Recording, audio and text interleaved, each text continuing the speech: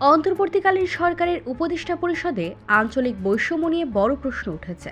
24 সদস্যের উপদেষ্টা পরিষদের অন্তত 13 জনের জন্মস্থান চট্টগ্রাম বিভাগে। এই 13 উপদেষ্টার দপ্তর উপদপ্তরেও তাদের নিজস্ব এলাকার ব্যক্তিগতদের গুরুত্ব দেওয়া হচ্ছে। উপদেষ্টা পরিষদের দ্বিতীয় সর্বোচ্চ ঢাকা বিভাগে রয়েছে 7 জন। রাজশাহী ও রংপুর বিভাগের কেউ উপদেষ্টা পরিষদে নেই। খুলনা ও বরিশাল বিভাগের আছে একজন করে। একক জেলা হিসেবে চট্টগ্রাম এবং কুমিল্লা থেকে উপদেষ্টা হয়েছেন বেশি। ছাত্র জনতার আন্দোলনের নেতৃত্ব দেওয়া বৈষম্যবিরোধী ছাত্র আন্দোলনের পক্ষ থেকেই এই বৈষম্য নিয়ে প্রশ্ন তোলা হয়েছে।